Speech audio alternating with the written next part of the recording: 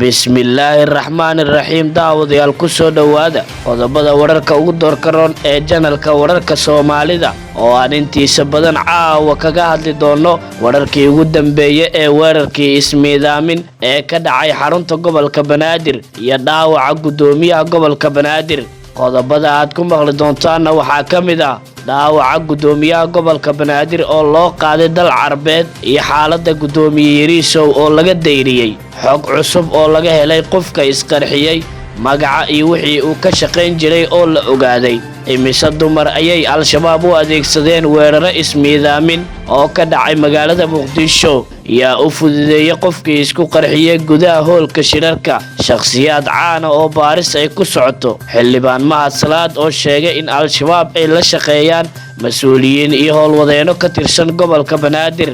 culimada Soomaaliyeed oo markii ugu horeysay si la yaab leh kaga hadlay qaraxyada al-shabaab ee ka soconaya magaalada Muqdisho iyo qaramada midoobay oo war culus ka soo saartay qaraxii ismiidaamin ee ka dhacay gobolka Banaadir sidoo kalena ka hadashay wararka sheegaya in wakiilkooda la damacsanaa.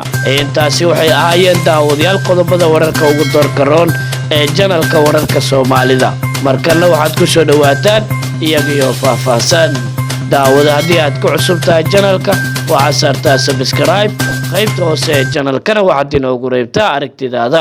garoonka diyaaradaha ee magaalada Muqdisho waxaa ka duushay diyaarad gaar ah oo siday dhaawaca gudoomiyaha gobolka Banaadir Anaduqa Muqdisho injineer Cabdiraxmaan Cumar Cismaan Yariisow iyo xubno kale oo ka tirsan maamulka gobolka Banaadir kuwaas oo ku dhaawacmay qaraxii ka dhacay xarunta gobolka Banaadir. diyaaradda oo ahayd mid military kana timid dowladda Qatar ayaa xubnahan iyo gudoomiyaha gobolka Banaadir waxay ka qaaday garoonka diyaaradaha ee magaalada Muqdisho waxaana loo qaaday isbitaal ku yaala dalka Qatar. xubnaha gudoomiyaha gobolka Banaadir la qaaday ayaa waxaa ka mid ah gudoomiyaha degmada Warta Nabadda iyo sidoo kale mas'uuliyiin kale oo ka tirsan gobolka Banaadir. guddigii uu magacaabay ra'iisul wasaare ku-xigeenka dalka ee u xilsaarnaa arrimaha gurmadka ayaa isbitaalka Digfeer ee magaalada Muqdisho ka soo qaaday dhaawaca gudoomiyaha gobolka Banaadir Anaduqa Muqdisho injineer Cabdiraxmaan Cumar Cismaan Yariisow, dhaawaca gudoomiyaha degmada Warta Nabadda Seenab Xaabse iyo 4 agaasime oo ka shaqeynaya xafiiska gudoomiyaha gobolka Banaadir kuwaas oo dhammaantood loo qaaday dalka dibadiisa. mas'uuliyiintan guddiga gurmadka ee uu magacaabay ra'iisul wasaare ku-xigeenka dalka ayaa sii sagootiyay mas'uuliyiintan dhaawac ahaan loogu qaaday dalka Qatar. xog hordhacaya warar kala duwan ayaa ka soo baxaya hay-adaha ammaanka ee dowladda federaalk ee Soomaaliya iyo maamulka gobolka Banaadir waxayna sheegayaan in qof haweeney ah ay fulisay qaraxii ka dhacay xarunta maamulka gobolka Banaadir iyadoo weerarkaasi uu ahaa mid ismiidaamin. gudoomiye ku-xigeenka amniga iyo siyaasadda ee gobolka Banaadir Maxamed Cabdullaahi Maxamed Tuulax ayaa sheegay in haweeney ee fulisay qaraxa kana dambeysay qaraxa sida uu sheegay. waxa uu sheegay inay aaminsan yihiin inay jiraan dad ku gacan siiyay haweeneydaas weerarka ay fulisay sidoo kalena ka caawiyay inay isqarxiso marka loo eego halka uu qaraxu ka dhacay oo ahaa sida uu sheegay hoolka shirarka isla markaana ahayd xaruntii ugu amniga badneed ee gobolka Banaadir. wararka qaar ayaa sheegaya in gabadha isqarxisay ay ahayd xiriiriyaha dadka baahiyaha gaarka qaba ee gobolka Banaadir oo magaceeda lagu sheegay Basiiro isla markaana ahayd haween aragga la oo sanad iyo bar ka shaqeynaysa maamulka gobolka Banaadir. muuqaalo ay duubtay kaamirooyinka qarsoon ee loo yaqaano CCTV ayaa muujinaya in gabadha isqarxisay ee ku jirtay hoolka shirarka qaybna ka ahayd shirkii socday waxaana weli jira baaritaano ay wadaan hay-adaha ammaanka ee ku saabsan cidda rasmiga ah ee isqarxisay balse warar kala duwan ayaa ka soo baxaya arrintaas waxaana wararka ugu badan iyo xogaha la helayo ay sheegayaan in gabadhaasi ka shaqeynaysa qaybta baahiyaha gaarka ee gobolka Banaadir ay ahayd haweeneyda isqarxisay. ciidamada ammaanka ayaa baadigoobaya qof haweeney ah oo kaaliyo u ahayd haweeneyda isqarxisay marar badanna xarunta gobolka Banaadir u soo wadi jirtay maadaama haweeneyda isqarxisay ay ahayd qof indhoolo ah. gabadhaas ayaana mar walba u soo wadi jirta gobolka Banaadir waxaana la sheegay in qaraxa intuusan dhicin ay ka baxsatay xarunta gobolka Banaadir. al-shabaab ayaa sheegtay mas'uuliyadda qaraxa isla markaana waxay sheegeen in bartilmaameedkooda uu ahaa wakiilka qaramada midoobay u qaabilsan arrimaha Soomaaliya Ambassador James Iswam oo saacado ka hor ka tagay xarunta la weeraray. al-shabaab oo dagaal kula jira dowladda federaalk ee Soomaaliya iyo howlgalka midowga Afrika ee AMISOM ayaa inta badan weeraro ka geysta magaalada Muqdisho ee caasimadda Soomaaliya. Weerarada oo isugu jira kuwa toos ah iyo qaraxyo ayaa al-shabaab waxay la beegsadaan xarumaha dowladda federaalk ee Soomaaliya iyo goobaha ay ku sugan yihiin mas'uuliyiinta. al-shabaab waxay weerarada u geystaan una fuliyaan siyaabooyin kala duwan. Haddaba imise weerar oo ismiidaamin ayay dumar u adeegsadeen al-shabaab? ugu yaraan ilaa 4 dumar ayay al-shabaab u adeegsadeen weeraro ismiidaamin oo ka dhacay magaalada Muqdisho iyo gobolka Hiiraan tan iyo wixii ka dambeeyay 2010. weerarkii ugu horeeyay oo ay fuliso qof dumar ah ayaa waxa uu ahaa midkii lagu dilay wasiirkii hore ee arrimaha gudaha ee dowladda kumeel gaarka Cabdishakuur Xasan, kaas oo 10 Juun sanadkii 2010 ka dhacay gurigiisa oo ku yaala magaalada Beledweyne, waxaana fulisay gabar isa soo miidaamisay. sidoo kale bishii Abriil 4teeda sanadkii 2012 haweeney walxa qarax isku soo xirtay ayaa 10 qof waxay ku dishay xarunta tiyaatarka qaranka oo ka socotay munaasabad. qarax gaari iyo haweeney isqarxisay ayaa sidoo kale bishii Febraayo 20keedii sanadkii 2015 waxa uu ka dhacay hotelka Central ee magaalada Muqdisho, waxaana ku dhintay 20 ruux. sidoo kalena waxaa ku dhaawacmay tiro intaasi ka badan.